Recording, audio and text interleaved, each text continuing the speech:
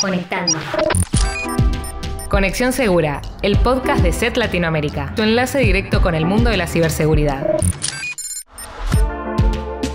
Bienvenidas y bienvenidos a Conexión Segura, el podcast de SET Latinoamérica y tu enlace directo con el mundo de la ciberseguridad. Mi nombre es Marina Lamertín y soy analista de comunicación corporativa dentro de SET. Para los que no la conocen, SET es una empresa que no solo crea soluciones de ciberseguridad anti-malware, seguramente conozcan SET Note 32 antivirus, sino que también investiga a través de su laboratorio informático las amenazas y peligros del panorama de ciberseguridad para, así informar, concientizar y además mejorar nuestros productos y servicios. Hoy me acompaña el señor Juan Arán, editor del portal WeLive Security. ¿Cómo estás, Juan? Muy contento de arrancar con este podcast donde vamos a tener de todo.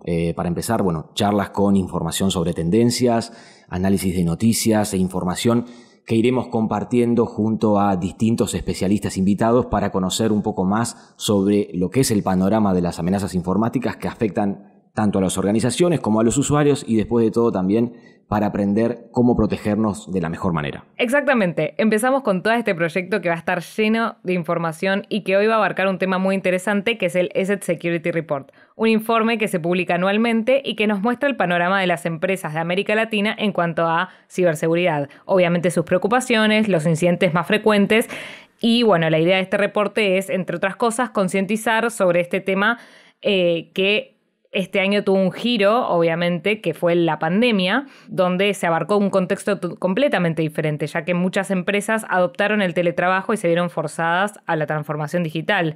¿No, Juan? ¿Qué me puedes contar de esto? Mira, después de leerlo me encontré con un montón de datos que me llamaron bastante la atención, sobre todo con las particularidades que presentó el último año. Por ejemplo, que los ataques intentando aprovechar las conexiones remotas crecieron de manera brutal y por otro lado que los ataques de ingeniería social, que también aumentaron el último año, fueron responsables casi de la cuarta parte de los ataques exitosos en la región durante el 2020.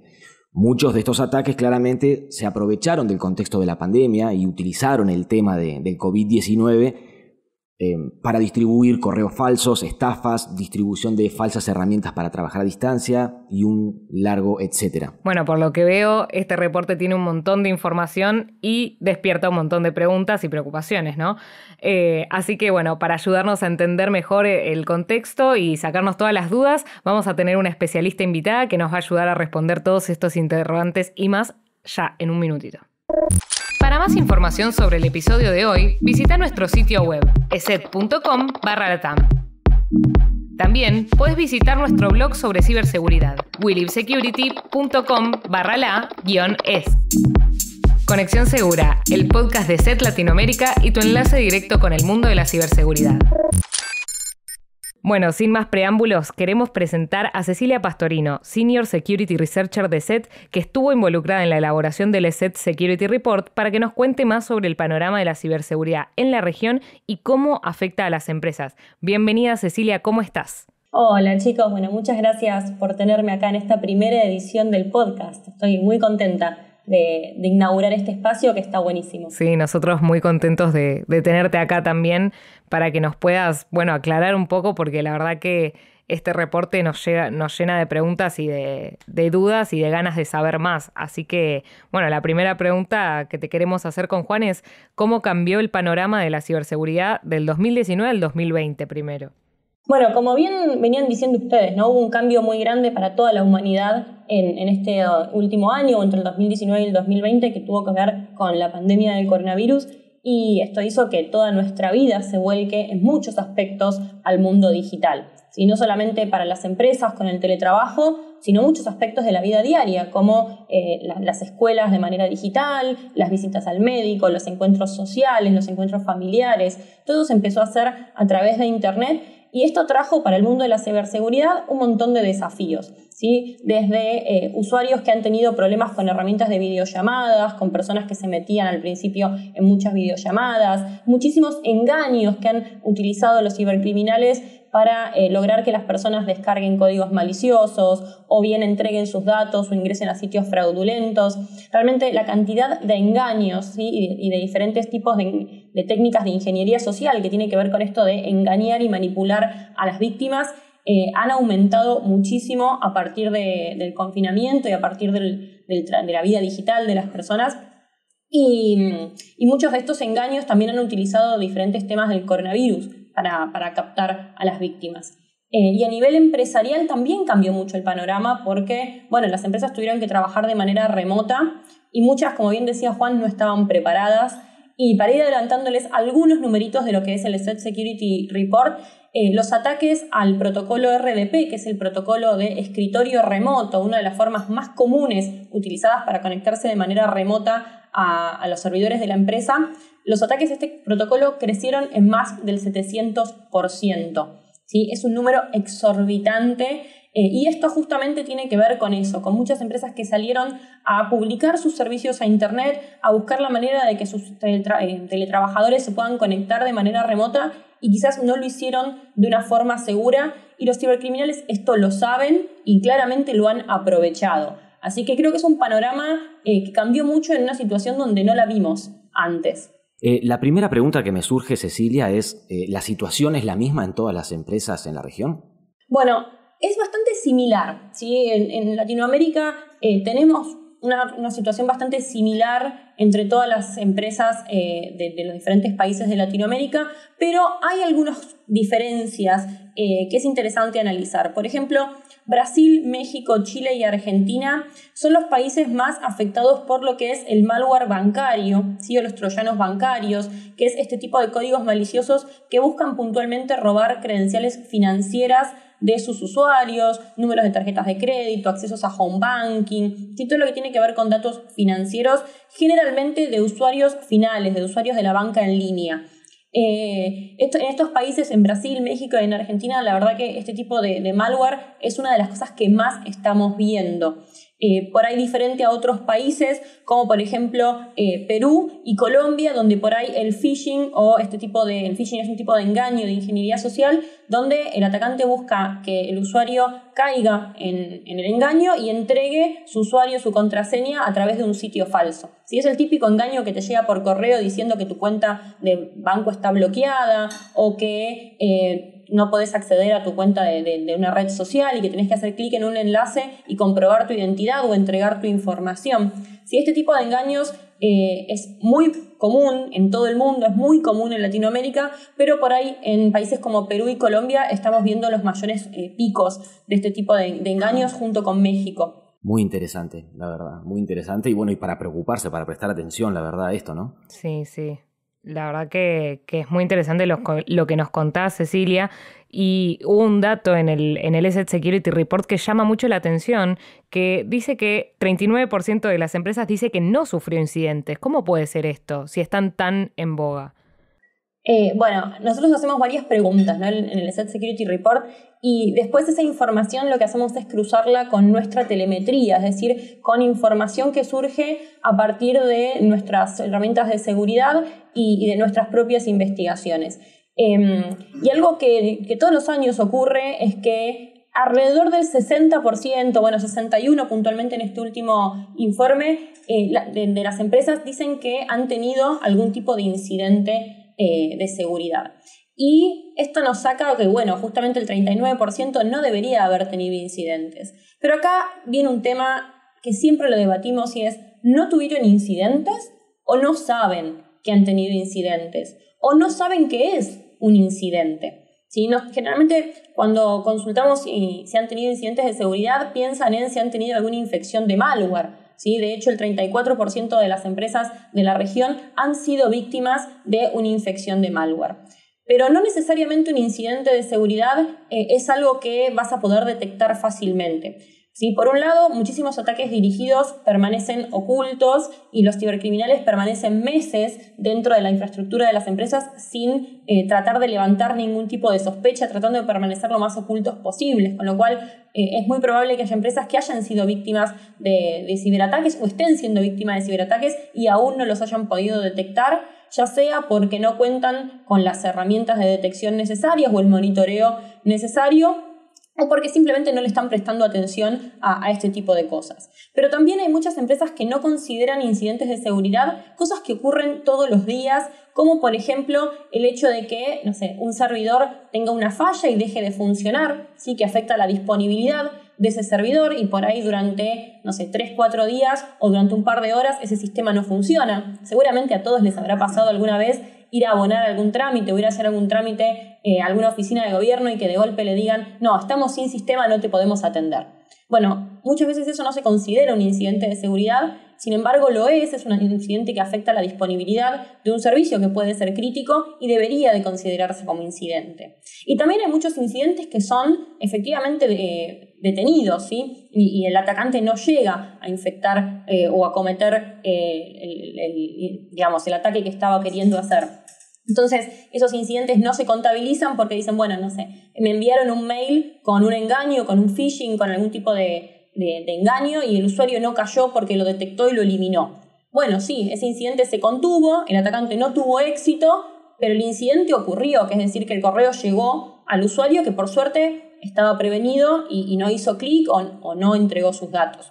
Entonces hay que tener en cuenta que cuando decimos que no tuvieron incidentes, bueno, hay que ver cada empresa también cómo está parada frente a esos incidentes y qué es lo que considera un incidente y bueno, cuáles sus herramientas para poder detectarlos efectivamente. Claro, lo que me queda de esto que decís entonces que los ataques exitosos en algún punto o los incidentes son la punta del iceberg de una muchísimo más grande cantidad de intentos, ¿no? Que ni nos enteramos o que ni siquiera las empresas a veces se enteran. Exactamente, es que intentos de ataques hay todo el tiempo.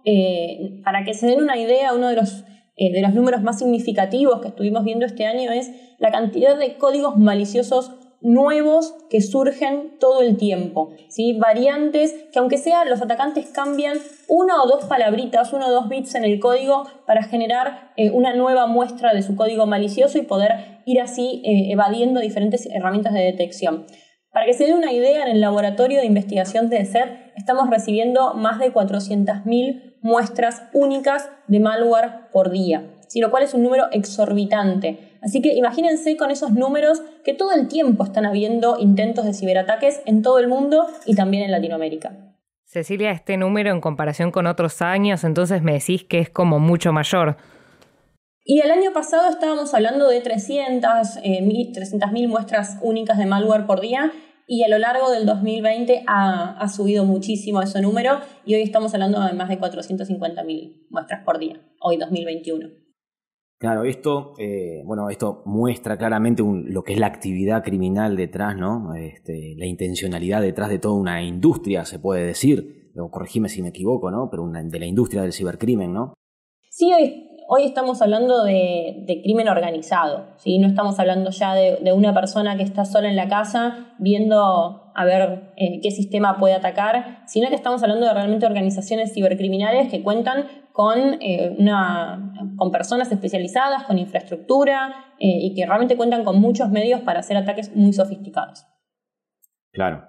Y una pregunta que tenía, que no quería dejar pasar, es que estuve repasando el informe y también algo que se menciona, que es una comparación con lo que era antes, digamos, el escenario previo a la pandemia, digamos, es que generalmente la mayor preocupación de las empresas era el acceso indebido a la información, pero sin embargo algo cambió y este año, por lo que vi, la mayor preocupación pasó a ser la infección con malware. ¿Esto se debe a algo en particular? ¿Hay algo que explique este cambio o es azar?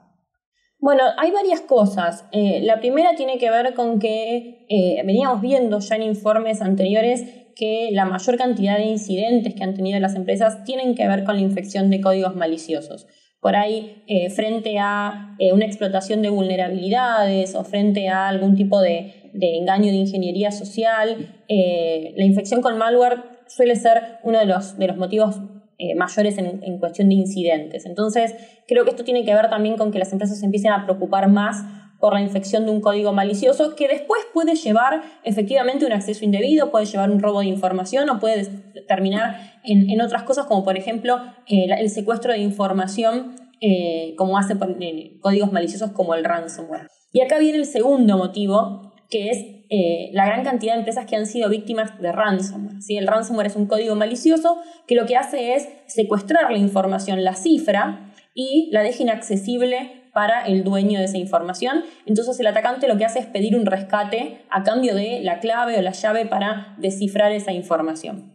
El ransomware en los últimos años se ha vuelto muy popular, muchas empresas han sido víctimas y sobre todo es un código malicioso que enseguida la empresa se da cuenta que ha sido infectada porque despliega un cartel grande exigiendo ese rescate y deja obviamente inoperativos los sistemas afectados. Entonces, muchas empresas se han preocupado muchísimo por este tipo de amenaza, que es un tipo de código malicioso, y eso ha hecho que aumente la preocupación en lo que es infecciones de malware.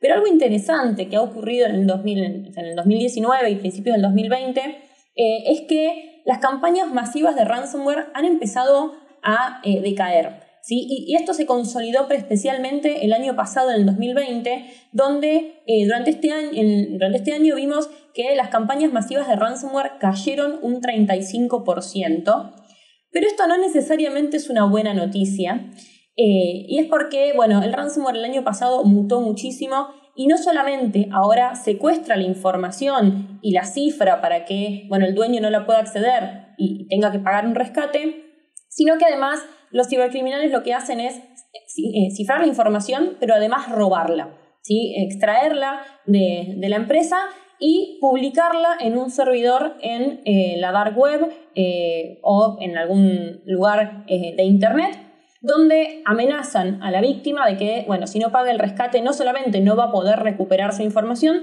sino que además van a publicar esos datos en internet. Y bueno, va a sufrir la empresa la doble consecuencia, ¿no? Lo que es la no tener los datos disponibles, lo que afecta a la disponibilidad y también lo que afecta a la confidencialidad de esa información, que por ahí eran datos sensibles, datos privados y quedan expuestos.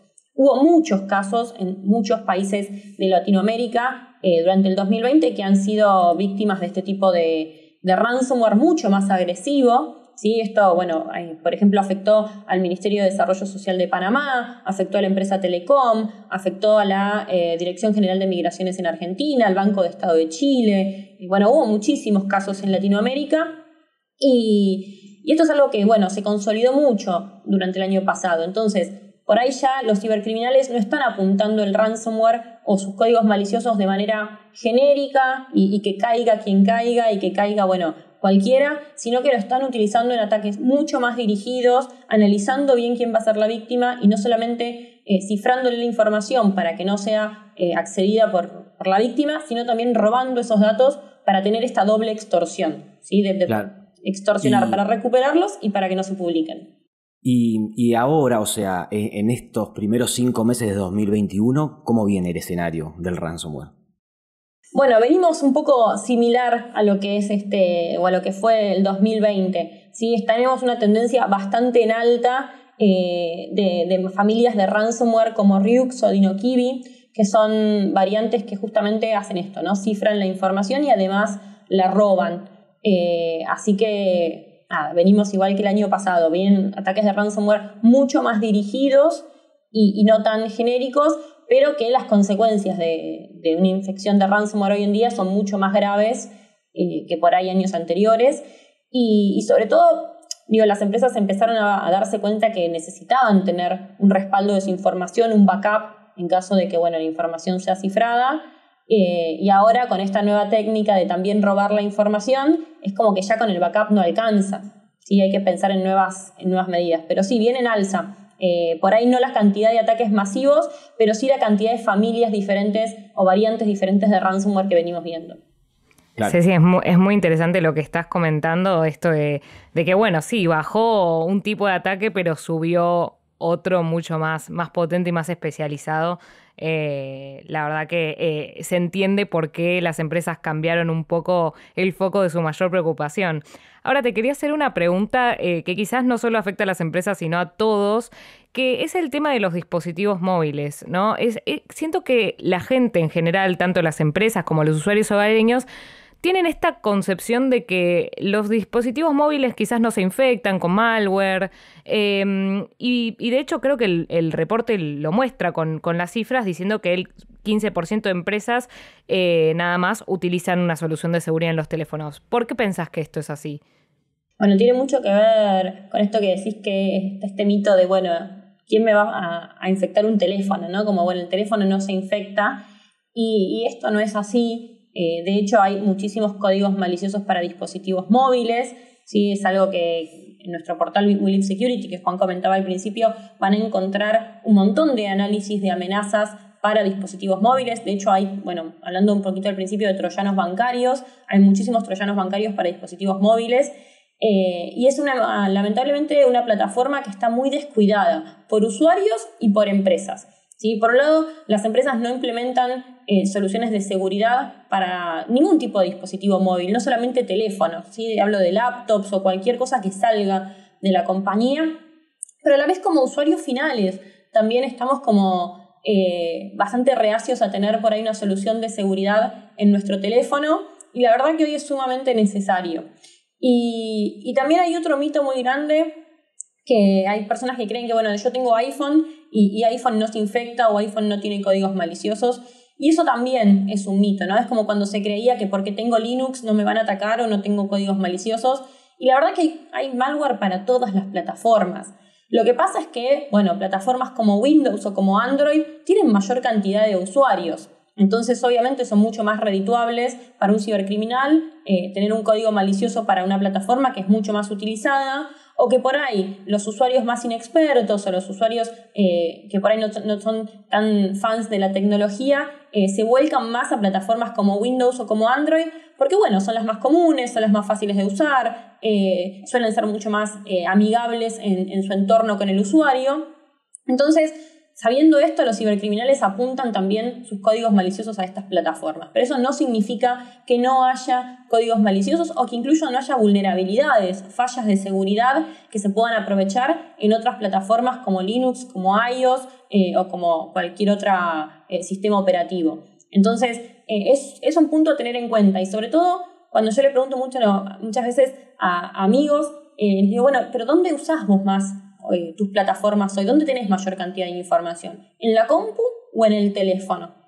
Y cuando empezamos a pensar eso, nos damos cuenta que hoy usamos el teléfono mucho más que la compu para un montón de cosas. Sí, sí. Incluso para el trabajo, justamente. Totalmente.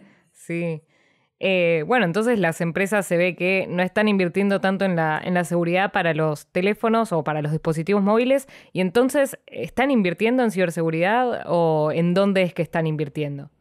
A diferencia de otros años donde por ahí las inversiones en ciberseguridad venían en aumento y veníamos viendo que había un aumento chiquito, por ahí del 10%, un poquito menos del 10%, pero venía en aumento la inversión en áreas de ciberseguridad.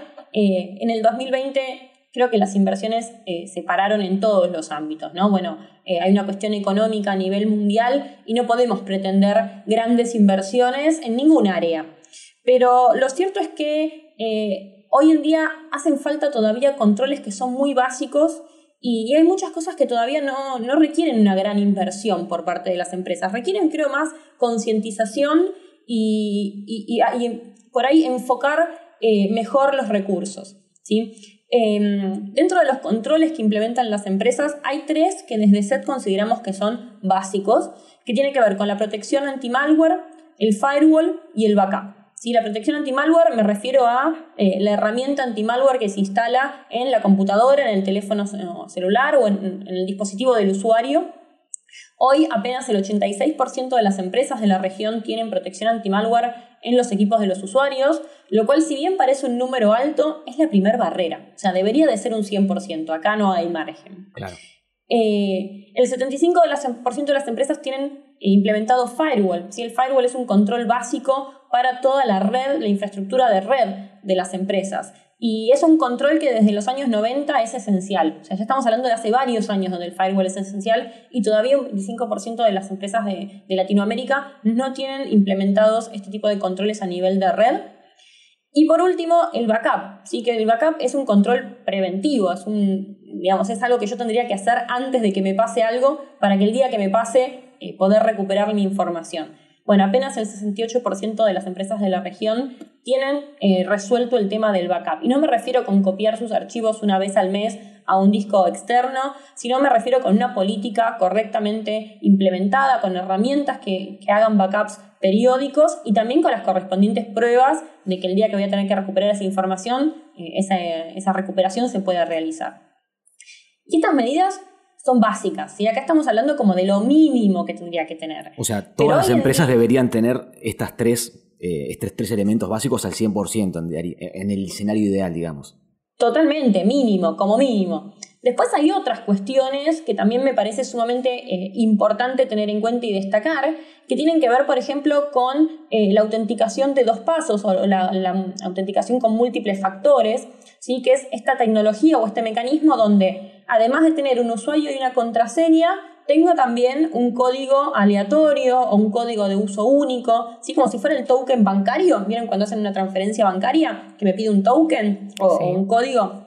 Bueno, eso mismo, ¿sí? Eso hace que si a una persona le roban su contraseña, si el atacante no tiene ese código, no tiene acceso al teléfono donde recibe el usuario ese código de único uso, no va a poder acceder a la cuenta, ¿sí?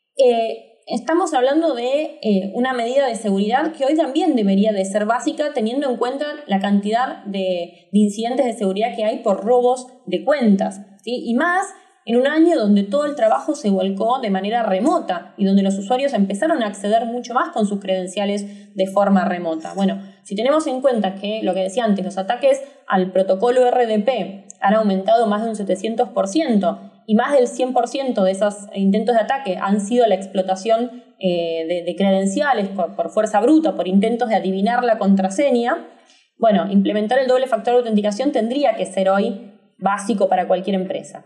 Apenas el 22% de las empresas de Latinoamérica tienen soluciones de doble autenticación o de autenticación multifactor, lo cual es muy, muy poquito teniendo en cuenta esto de el trabajo remoto y la cantidad de accesos remotos que se están utilizando hoy para el teletrabajo.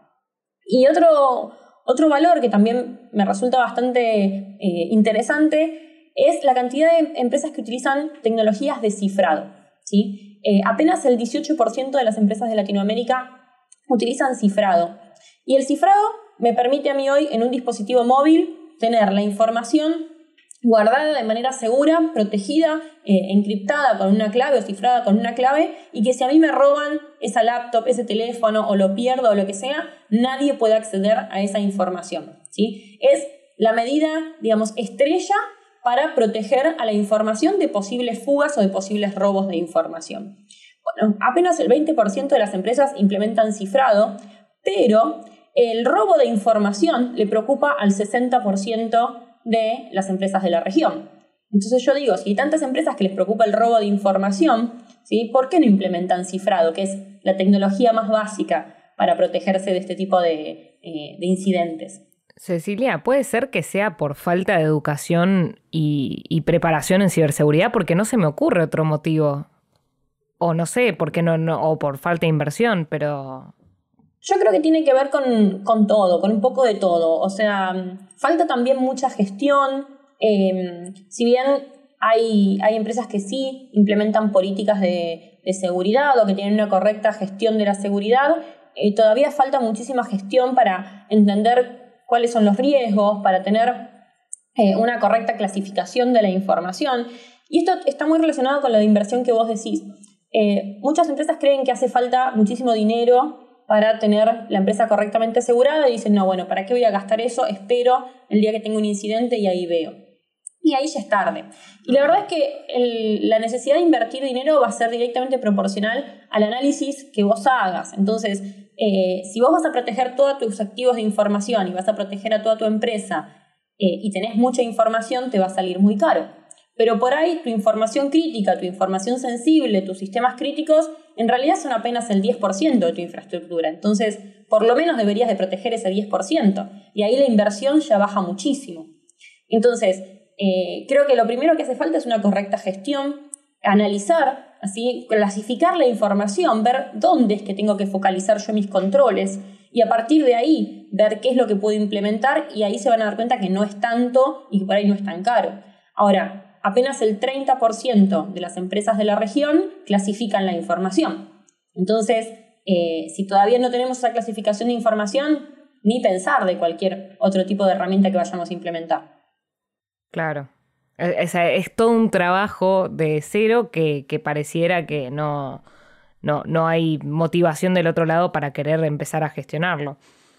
Sí, o que muchas veces esa gestión o esa inversión ocurre después de un ataque. Claro. Y la verdad es que termina saliendo mucho más caro recuperarse de ese ataque que lo que podría haber invertido antes para prevenirlo.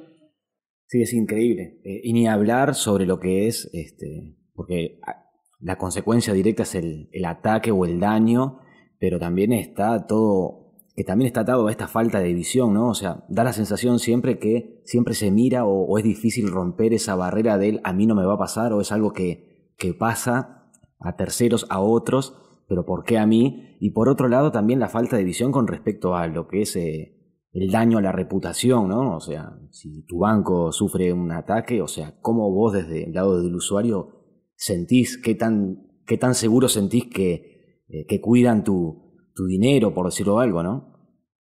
Sí, y también no hace falta pensar en bancos o en grandes empresas. Muchas veces estos ataques ocurren a pymes, ¿sí? O a pequeños negocios, sobre todo lo que tiene que ver con ataques de ransomware, ¿no? Donde está como decís vos, Juan, este mito de a mí no me va a pasar, ¿a quién le puede interesar la información que yo tengo? Entonces, es fácil pensar que un banco o una empresa, alguien de la industria financiera o una empresa de salud sea víctima de un ciberataque porque, bueno, manejan información extremadamente sensible y confidencial y que tiene mucho valor.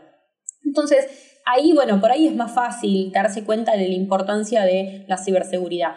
Pero vamos a un negocio más pequeño, ¿sí? Vamos, no sé, digamos a una pyme que vende zapatos, ¿sí? Esa pyme que vende zapatos, pero ahí tiene información sensible que son su estado financiero, sus clientes, sus proveedores, el último modelo de zapato que tiene recién diseñado y todavía no sacó al mercado, pero es poquita la información sensible que tiene y dice, bueno, pero ¿a mí quién me va a atacar? ¿A quién le va a interesar esta información? Y de golpe viene un grupo cibercriminal que se da cuenta que esa pyme publicó sus servidores desprotegidos en internet y que puede acceder a la infraestructura de esa pyme y puede cifrar toda esa información sensible, toda esa información importante y dejar sin sistema durante varios días a esa empresa, robarle todos los datos de sus clientes, robarle todos los datos de sus proveedores, robarle estos diseños nuevos de zapatos y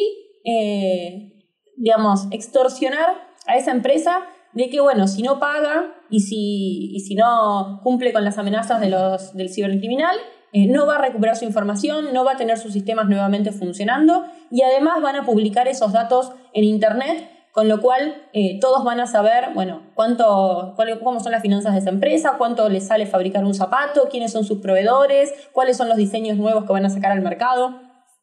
Y bueno, ahí no tiene que ver tanto con si para el otro o para el cibercriminal es importante la información, sino que para esa empresa, para esa pyme es importante esa información y es importante poder seguir operando.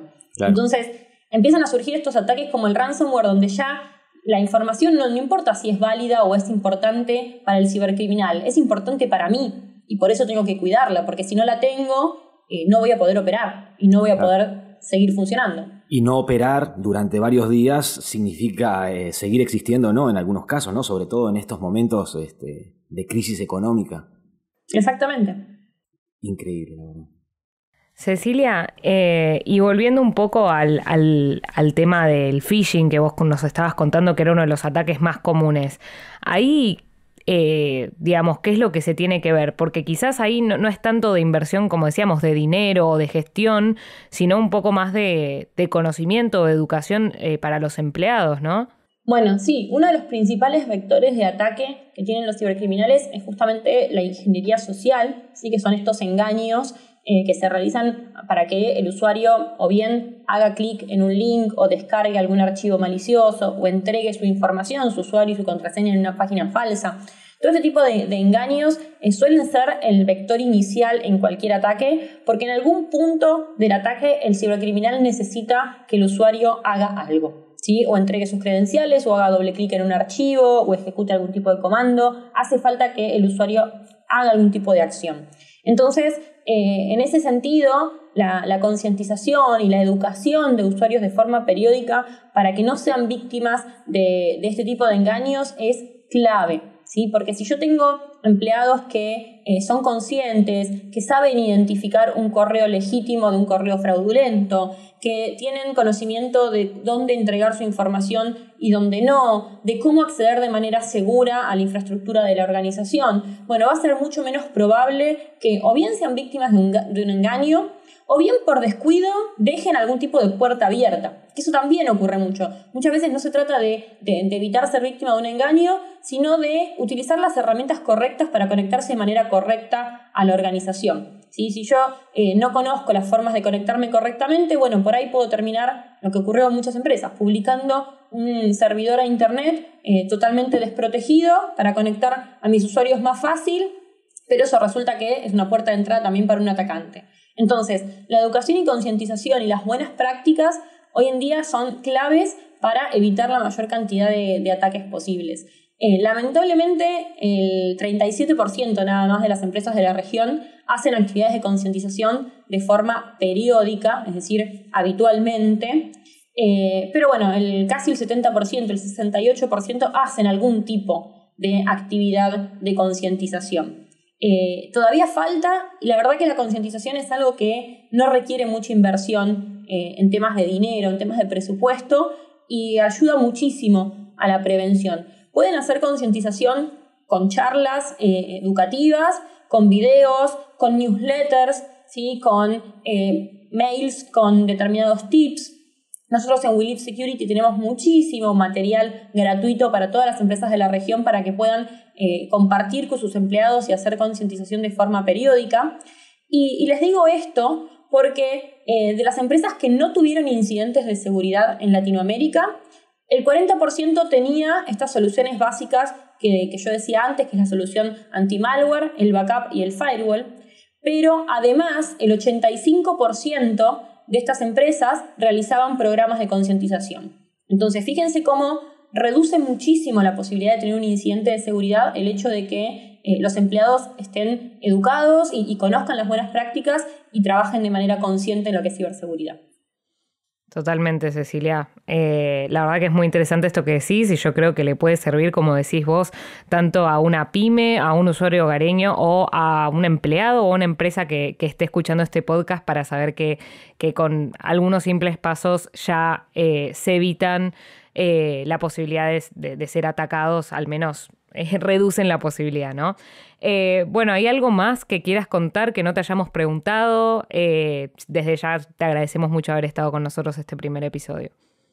No, invitarlos a leer el reporte. La verdad que hay muchísimos datos que no nos van a entrar en un episodio de podcast, pero que están ahí, están para compartir. Todos los materiales que elaboramos desde el laboratorio de SET siempre lo hacemos tratando de que sean fáciles de leer, así que no se asusten. La idea es poder concientizar y poder brindar material educativo apto para cualquier persona y que realmente contribuya a que las empresas mejoren su ciberseguridad y vayan bajando la cantidad de incidentes que van sufriendo. Perfecto, Cecilia. Entonces los invitamos a todos a leer el ESET Security Report. Doy fe de que es fácil de leer y que es muy, muy interesante. Gracias por haber estado con nosotros. Muchas gracias, Cecilia. Gracias, chicos. Muy lindo esta primera edición y ojalá sea la primera de muchas. Bueno, increíble todo lo que nos contó Cecilia para entender la magnitud de las amenazas informáticas que circulan a nivel global y los desafíos que viven hoy las empresas. Les recordamos a todos los usuarios que pueden descargar y leer el ESET Security Report desde We Live Security. Sí, y antes de despedirnos, quería invitarlos a seguirnos en Instagram, Facebook y Twitter. Nos pueden encontrar como ESETLA y en LinkedIn como ESET Latinoamérica. Y también los invitamos nuevamente a leer más sobre noticias, investigaciones y campañas de amenazas en We Live Security. Muchas gracias por estar del otro lado y habernos acompañado hoy. Nos vemos en el próximo episodio de Conexión Segura, el podcast de SET Latinoamérica y tu enlace directo con el mundo de la ciberseguridad.